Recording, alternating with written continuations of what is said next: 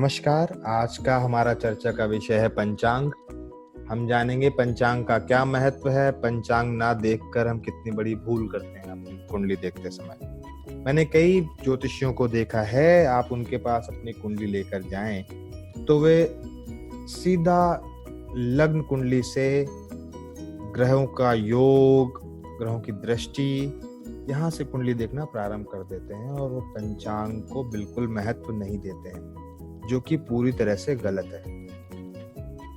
नक्षत्र की उपयोगिता बहुत ज्यादा है। नक्षत्र को हम इग्नोर नहीं कर सकते। नक्षत्र हमें सबसे पहले देखना चाहिए कुंडली देखते समय। आप अपनी कुंडली देख रहे हैं या किसी और की कुंडली देख रहे हैं, पंचांग को सबसे ज्यादा महत्व दिया गया है। पंचांग बेसिक इंफॉर्मेशन देता है कुंडली की या जातक की। पंचांग के 5 भाग होते हैं। वार यानी सप्ताह का दिन, जिस दिन जातक का जन्म हुआ। उसके बाद तिथि, हिंदू तिथि, जिस तिथि में जातक का जन्म हुआ। उसके बाद योग। योग का अर्थ यहाँ पर 2 ग्रहों से बनने वाला योग नहीं है। यहाँ पर योग का अर्थ है जन्म योग, जन्म के समय बनने वाले योग, जो कि सूर्य और चंद्र की अलग अलग स्थिति से बनते हैं। कुल 27 तरह के योग हैं। उसके बाद नक्षत्र, जन्म नक्षत्र। जन्म नक्षत्र भी हम सूर्य और चंद्र की स्थिति से ज्ञात कर सकते हैं और जन्म नक्षत्र भी 27 तरह के अलग अलग नक्षत्र होते हैं। उसके बाद करण, कुल 11 करण होते हैं और एक दिन में 2 करण होते हैं। 7 करण शुभ होते हैं और 4 करण अशुभ होते हैं। अब शुरू करते हैं सप्ताह के दिन से हमें क्या पता चलता है। सप्ताह का दिन बहुत महत्वपूर्ण है। सप्ताह के दिन से हमें पता चलता है कि जातक का जन्म का पर्पस क्या है, जन्म का उद्देश्य क्या है, उसकी जिंदगी कैसी चलेगी, जीवन आसान होगा या कठिन होगा, या वह मेहनत बहुत ज्यादा करेगा या आराम का जीवन व्यतीत करेगा। ये सारे विचार हम सप्ताह के दिन से भी कर सकते हैं। उसके बाद तिथि का अपना महत्वपूर्ण स्थान है। तिथि शुक्ल पक्ष की है या कृष्ण पक्ष की है, उस पर निर्भर होगा। उसके बाद जन्म योग, जैसा मैंने आपको बताया, नक्षत्र। इन सब पर मैं सेपरेट वीडियोस बनाऊंगा, क्योंकि इस वीडियो में ये टॉपिक बहुत लंबा हो जाएगा। आज हम बात करते हैं करण की। कुल 11 करण होते हैं। एक दिन में 2 करण होते हैं। 11 करणों को 2 भागों में डिवाइड किया गया। पहले शुभ करण 7 होते हैं, दूसरा 4 अशुभ करण होते हैं। जो 7 शुभ करण हैं वे मूवेबल हैं, यानी वे किसी भी तिथि में हो सकते हैं।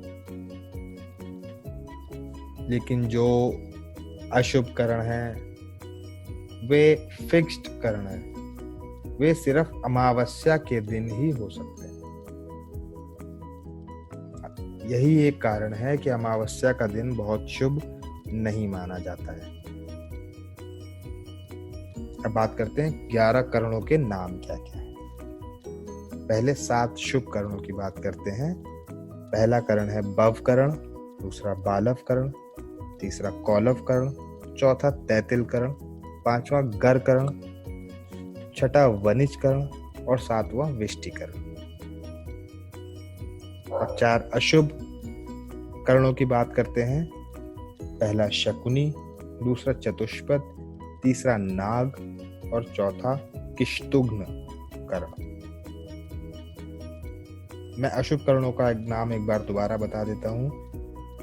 शकुनी, चतुष्पद, नाग, किष्तुघ्न। ये चारों करण हमेशा अमावस्या के दिन ही संभव है। यदि आपका अमावस्या के दिन जन्म नहीं हुआ है तो ये करण में आपका जन्म नहीं हुआ है। यदि आपका अमावस्या के दिन जन्म हुआ है तो बहुत ज़्यादा तो श्योर है कि इन चारों करणों में से ही किसी करण में आपका जन्म हुआ है। अब इन चारों करणों के फल क्या हैं वो मैं आपको डिटेल में बताता हूँ। शकुनी करण में जिस व्यक्ति का जन्म हुआ हो